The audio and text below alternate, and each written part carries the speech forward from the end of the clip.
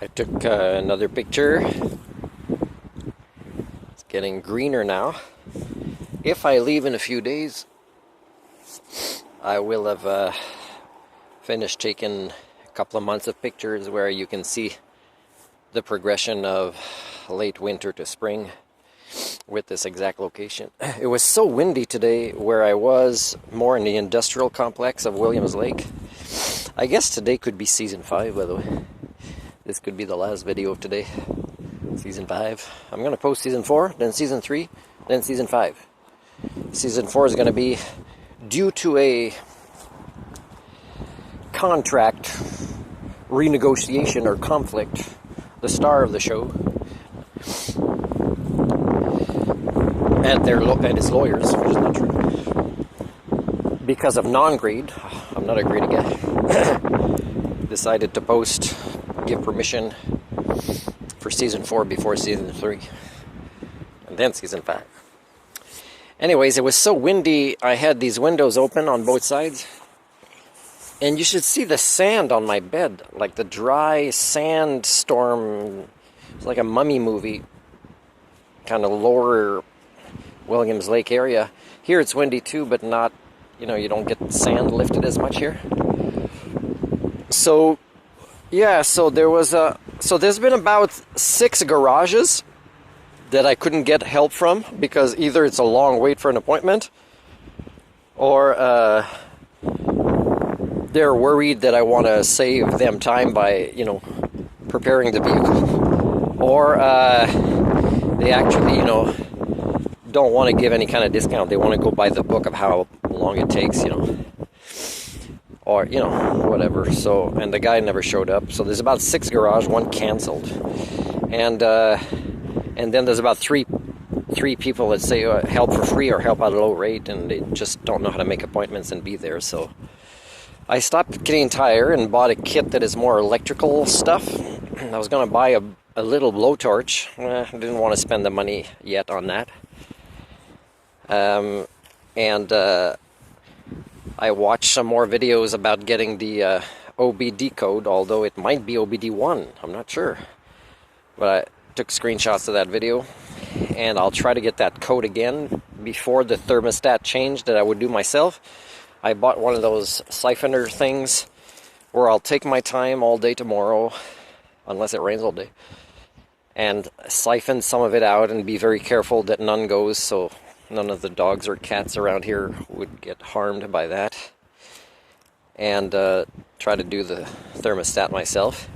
After, I bought the right connector for the battery because I MacGyverized the thing you saw in the other video, and I had to retighten it because I could tell it was acting wonker. At one point also I had no power. I don't know if it was stuck in a gear or no power.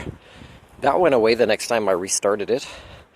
So there's a lot of issues. I know there's probably a lot of other cables that are corroded, and I have to kind of cut many, and I have a lighter that is not that old that has fuel in it that I could do a little bit of burning. And so I'm going to try and do this myself instead of spending more money on people trying to help or not and wasting fuel when they don't show up. But this Fox Mountain might have been the 10th attempt at getting help to do the thermostat, by not having to buy things. Like I bought a water sealant made of silicone, I think, to put on the gasket of the thermostat. I bought a few other things that I might need. It still went up to $60-something, but there are things that'll last me for a few more things to fix on my vehicle myself. So I'm getting more into that. And so I'm going to do it more myself because I'd like to leave the campground here on the weekend, not know where to go. Just leaving would be nice. I decided I was too tired and I didn't want to go be disappointed at Badminton again tonight. I have so much new cleaning to do in here, not just with the sand coming in, but all the moving tools, and I still haven't found a place for my recycling and all this stuff, so I got to do some of that tomorrow. There'll be a lot of nice pictures. There'll be maybe 45 pictures of the change. I wonder if there's software I can get to make it into a movie that goes fast, because I was pretty much always at the same location. Yeah, so tomorrow I'm gonna reconnect the proper battery terminal thing. I did buy another electrical component cleaner spray because it was on sale on the way out. I noticed it, and I'm gonna try and get the code. I'm worried about removing the ECT engine coolant temperature sensor in case that's the issue and not the thermostat. But I'm pretty sure like when I got here today, again I touched the radiator cap and it wasn't hot. But a few times and I could smell antifreeze too, eh? But a few times it goes way off super hot, the temperature way off the charts at the end of the needle. So it's possible it's just not circulating. Now, could it be the sensor or the thermostat is stuck? I don't know. I have the thermostat, I don't have the sensor. In a video I watched, the guy broke the sensor, or at least where the plug comes in. I have looked at that plug, it looks fine. That doesn't mean the sensor is not malfunctioning. And again, there's probably a whole bunch of other electrical issues because I think it's still overcharging. But I'm gonna keep track of things and do more tests and learn slowly about how to use the multimeter, which has the 3 main things you need to check electrical stuff with it. And that's it. So I haven't done a fire for a while. I do have marshmallows. I'm gonna try and do that tomorrow if it's not windy.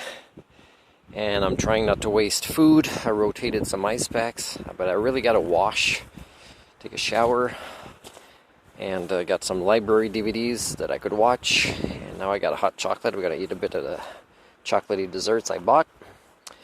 And that is my day. And no social interactions of quality, and that's what kind of makes me sad.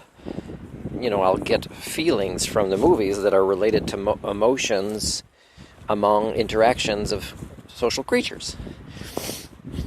I'm not gonna be triggered by somebody fixing something and succeeding by themselves. That's not what's gonna make me cry. What makes me cry typically is the lack of social interactions of quality. And as I've said before, it doesn't have to be with any people primate. It could be other types of land mammals.